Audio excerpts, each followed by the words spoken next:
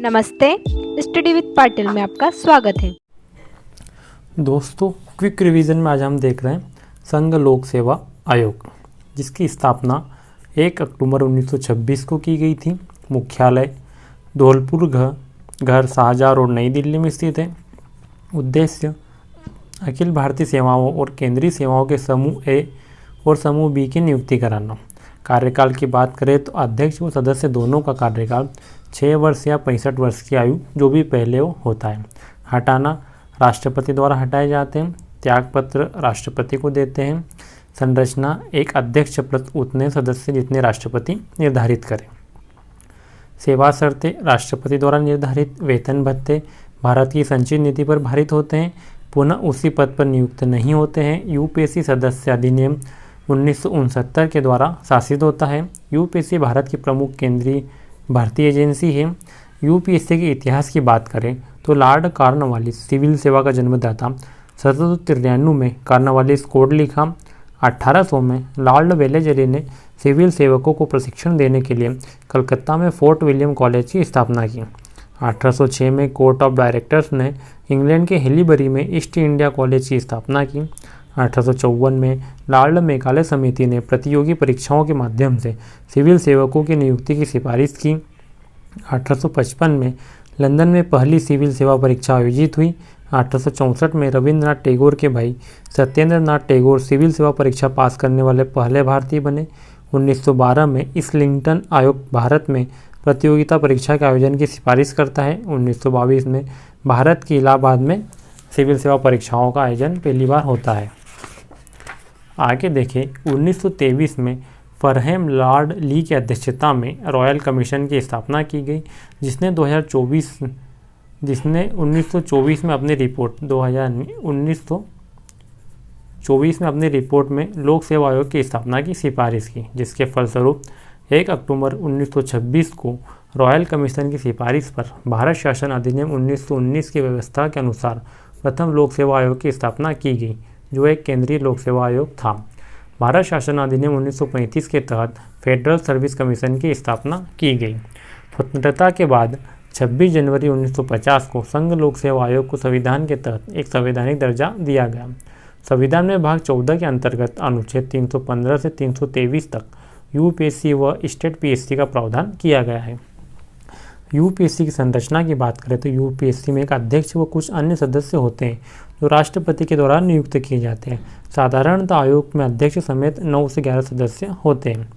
संविधान में सदस्यों की योग्यता का उल्लेख नहीं है। हालांकि आयोग के आधे सदस्यों को भारत सरकार या राज्य सरकार के अधीन कम से कम 10 वर्ष तक काम करने का अनुभव हो। हटाना या निष्कासन संबंधित प्रावधानों में राष्ट्रपति यूपीएससी के अध्यक्ष व सदस्यों को निम्न परिस्थितियों में सीधे हटा सकता है।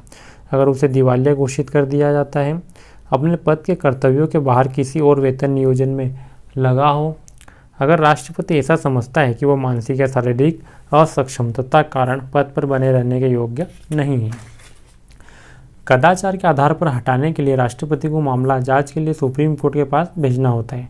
जांच के बाद सुप्रीम कोर्ट बर्खास्त करने के परामर्श का समर्थन करता है तो राष्ट्रपति अध्यक्ष या सदस्य को पद से हटा सकता है। सुप्रीम कोर्ट द्वारा इस मामले में दी गई सलाह राष्ट्रपति के लिए बाध्य है। जांच के दौरान राष्ट्रपति अध्यक्ष व सदस्य को निलंबित अवश्य कर सकता है। इस संदर्भ में शब्द कदाचार के बारे में संविधान कहता है कि यूपीएससी के अध्यक्ष या अन्य सदस्य को कदाचार का दोषी माना जाएगा अगर वह भारत सरकार या राज्य सरकार की किसी संविदा या करार से संबंधित या इच्छुक है, निगमित कंपनी के सदस्य और कंपनी के अन्य सदस्यों के साथ सम्मिलित रूप से संविदा या करार के लाभ के लिए भाग लेता है।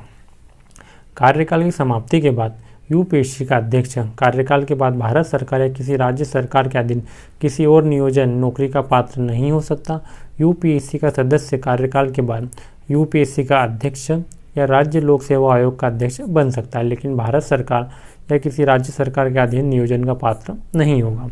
यूपीएससी के अध्यक्ष व सदस्य पुनः उसी पद के लिए नियुक्त नहीं किए जाते। यूपीएससी द्वारा भर्ती की पद्धतियाँ: सीधी भर्ती, पदोन्नति द्वारा भर्ती, प्रतिनियुक्ति या आमेलन द्वारा भर्ती, सम्मिलित पद्धति प्रतिनियुक्ति प्लस आमेलन। यूपीएससी के कार्य की बात करें तो यह अखिल भारतीय सेवाओं, केंद्रीय सेवाओं वह केंद्र शासित क्षेत्रों की लोक सेवाओं में नियुक्ति के लिए परीक्षाओं का आयोजन करता है। पदोन्नति के साथ साथ प्रतिनियुक्ति पर स्थानांतरण द्वारा नियुक्ति के लिए अधिकारियों की उपयुक्तता के बारे में परामर्श देना, भारत के राष्ट्रपति द्वारा आयोग को संदर्भित किसी भी मामले में सरकार को परामर्श देना, किसी राज्य के राज्यपाल के अनुरोध पर उस राज्य की भर्ती संबंधी सभी अथवा किसी आवश्यकता को राष्ट्रपति के अनुमोदन से पूरा करना, विभिन्न सेवाओं और पदों पर भर्ती पद्धति से संबंधित सभी मामलों पर सरकार को सलाह देना, भर्ती नियम बनाना एवं उनमें संशोधन करना। संसद के अधिनियम के द्वारा यूपीएससी के कार्यक्षेत्र का विस्तार किया जा सकता है। यूपीएससी की रिपोर्ट। यूपीएससी हर वर्ष अपने कामों की रिपोर्ट राष्ट्रपति को देता है। राष्ट्रपति इस रिपोर्ट को संसद के दोनों सदनों के समक्ष प्रस्तुत करता है। यूपीएससी की सीमाएं। निम्न विषयों पर यूपीएससी से परामर्श नहीं किया जाता। पिछड़ी जाति की नियुक्ति पर आरक्षण देने के मामले पर, आयोग या प्राधिकरण की अध्यक्षता या सदस्यता, उच्च राजनयिक पद ग्रुप सी व डी के अधिकतर पदों के चयन से संबंधित मामले पर, सेवाओं पर पदों व नियुक्ति के लिए एससी व एसटी के दावों को ध्यान में रखने हेतु राष्ट्रपति यूपीएससी के दायरे से किसी पद, सेवा व विषय को हटा सकता है।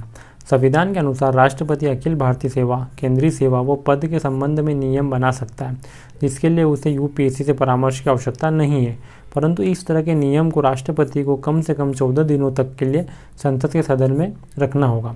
संसद इसे संशोधित या खारिज कर सकती है। आयोग के अध्यक्ष। प्रथम अध्यक्ष सर रॉस बार्कर 1 अक्टूबर 1926 से 1932 तक। प्रथम अध्यक्ष आजादी के बाद या प्रथम भारतीय एच.के. कृपलानी 1947 से 1949 में। प्रथम महिला अध्यक्ष रोशमिलियन बेथू 1992 से 96 तक। वर्तमान अध्यक्ष मनोज सोनी 16 मई 2023 से। अनुच्छेद की बात करें तो भाग 14 में वर्णित है। अनुच्छेद 315 में पहले में यूपीएससी व स्टेट पीएससी का वर्णन है। पॉइंट 2 में ज्वाइंट पीएससी का वर्णन है। 4 में राज्यपाल का संघ लोक सेवा आयोग से अनुरोध। 316 के अंतर्गत नियुक्ति व कार्यकाल का वर्णन है, जिसमें अध्यक्ष व सदस्यों की नियुक्ति, और 1A में 15वां संविधान संशोधन 1963 के अंतर्गत कार्यकारी अध्यक्ष के बारे में वर्णन किया गया। 316 के दूसरे पॉइंट में पदावधि व त्यागपत्र दिए गए हैं। तीसरे पॉइंट में पुनः उसी पद पर नियुक्ति नहीं। अनुच्छेद 317 में बर्खास्तगी एवं निलंबन संबंधित प्रावधान है। पहला पॉइंट अध्यक्ष व सदस्यों को हटाने की प्रक्रिया वर्णित है। दूसरा, जांच के दौरान निलंबन। तीसरे पॉइंट में अध्यक्ष व सदस्य को हटाने के अन्य आधार। चौथा पॉइंट कदाचार की परिभाषा देता है। अनुच्छेद 318 में सेवा शर्तों संबंधित उपबंध तथा नियुक्ति के पश्चात अलाभकारी परिवर्तन नहीं का वर्णन किया गया। अनुच्छेद 319 के अंतर्गत आयोग के सदस्यों द्वारा सदस्यता समाप्ति के पश्चात पद पर बने रहने पर रोक तथा कार्यकाल के बाद अन्य पदों पर नियुक्ति संबंधित प्रावधान वर्णित है। अनुच्छेद 320 लोक सेवा आयोग के कार्य वर्णित है। अनुच्छेद 321 में लोक सेवा आयोगों के कृत्यों का विस्तार करने की शक्ति वर्णित है। अनुच्छेद 322 लोक सेवा आयोगों के व्यय का वर्णन करता है। अनुच्छेद 323 में यूपीएससी की रिपोर्ट का वर्णन किया गया है। प्रतिवेदन। अनुच्छेद 312 अखिल भारतीय सेवाएं। संसद राज्यसभा में उपस्थित मत देने वालों के 2/3 बहुमत द्वारा अखिल भारतीय सेवा का गठन करेगी। आईएएस कार्मिक मंत्रालय के अंतर्गत, आईपीएस गृह मंत्रालय, आईएफएस 1 जुलाई 1966 में जोड़ी गई थी, जो पर्यावरण एवं गृह मंत्रालय के अंतर्गत आती है। यूपीएससी सिविल सेवा परीक्षा में हुए परिवर्तन। 1976 कोठारी आयोग की सिफारिश पर 3 स्तरीय परीक्षा प्रणाली लागू की गई। 1989 में सतीश चंद्र समिति निबंध के पेपर की सिफारिश करती है। 2004 में होता समिति प्रारंभिक परीक्षा में एप्टीट्यूड का पेपर लाती है। प्रमुख प्रशिक्षण संस्थानों की बात करें तो लाल बहादुर शास्त्री राष्ट्रीय प्रशासनिक अकादमी लपसना मसूरी उत्तराखंड में स्थित है। सरदार वल्लभ भाई पटेल राष्ट्रीय पुलिस अकादमी हैदराबाद तेलंगाना में स्थित है। इंदिरा गांधी वन अकादमी देहरादून में स्थित है।